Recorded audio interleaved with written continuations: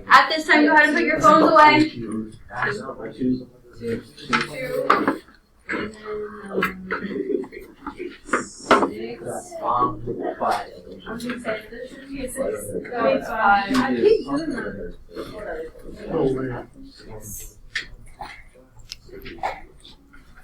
So we have 2 and 5. Any others?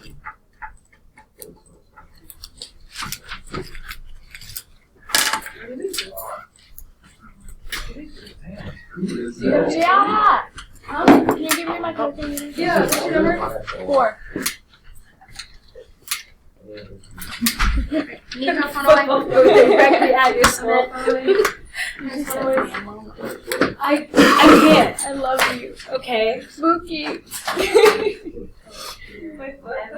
Jacob. Your phone away.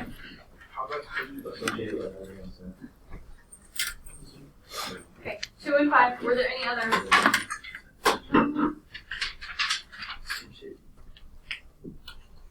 Alright, number 2.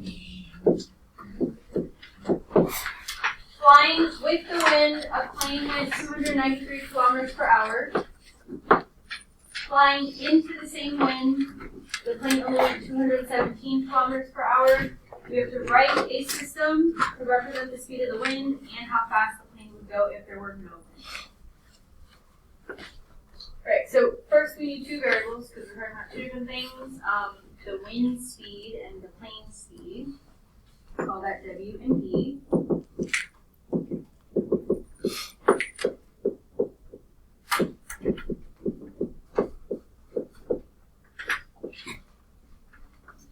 Flying with the wind, so that means the wind is pushing the plane, it's helping it along. The speeds together are being added together to get this. So W plus P equals 293 would be one of your equations. And then into the same wind is going against that wind, so it's no longer being helped. So P minus W equals 217. And then specifically we're looking for how fast the plane would go if there were no wind, not the wind speed, but we might end up finding both. So we can either solve this by graphing, substitution, or elimination. Which would we prefer? So if we're going to do elimination, I'm going to switch the order of these. And then if we're trying to figure out the plane speed, we need to get rid of W. So I could add these equations together so that W minus W would cancel. And we'd be left with 2W and whatever that is.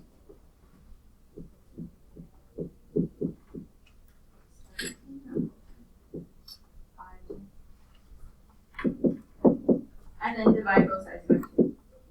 So that P equals 255.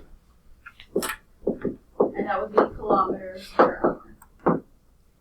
If it asks us to find both the speed of the wind, so it says write a system of equations. We could find the other one, just to make sure. We have one, we can put it into either or, so let's say we put it into the first one.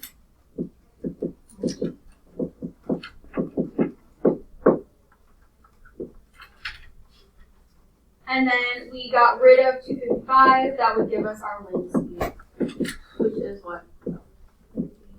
38 kilometers per hour. If it asks us to find the wind speed as well.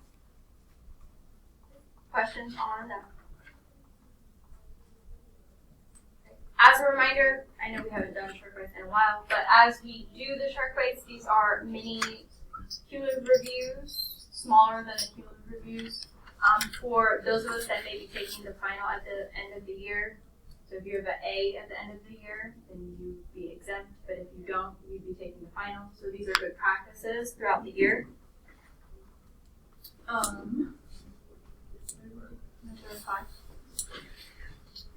Right. Write the equation that passes through the given point and slope.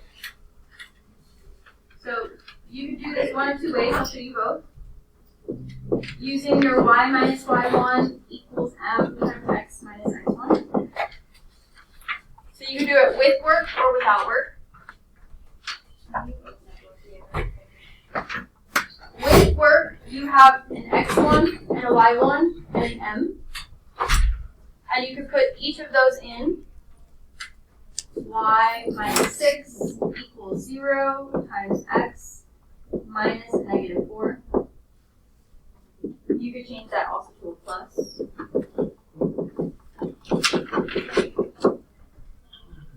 But when I distribute to 0, everything there is 0.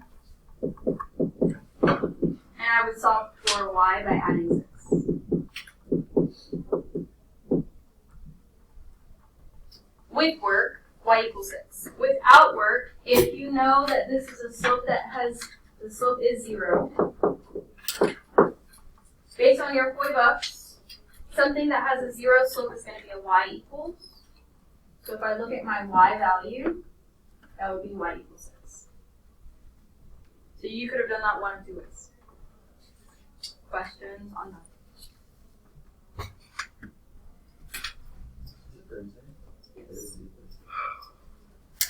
Alright, so today you are going to be working on a few different things. Retake work. Today is the last day really in class to have a full day to do retake work. Many of you need to do retake work because many of you have grades that need to improve. Some of you need to finish the Unit 5 test. That is the only test that can be finished at this point. Unit 4 should have been done on Tuesday.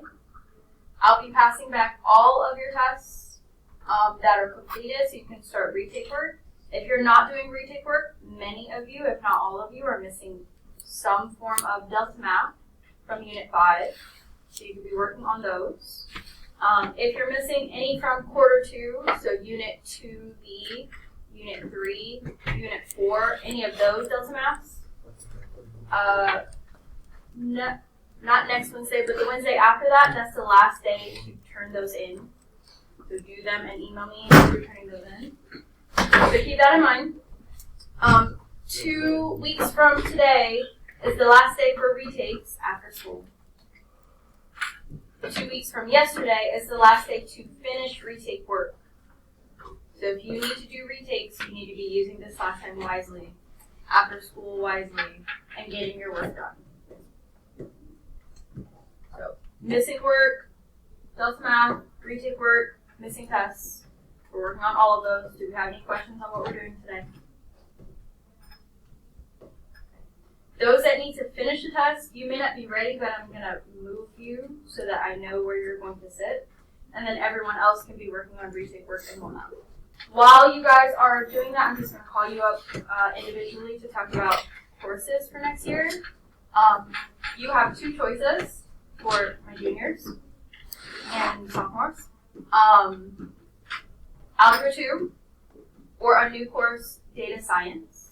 So if you, that's what I was about to explain. If you are good with your algebra skills, want to continue doing algebra, and you want to get an advanced diploma, Algebra 2 is the way to go. If you're trying to get a standard diploma, then, and your algebra skills aren't great, you can go into data science, which let me get the actual description so that I know what I'm talking about.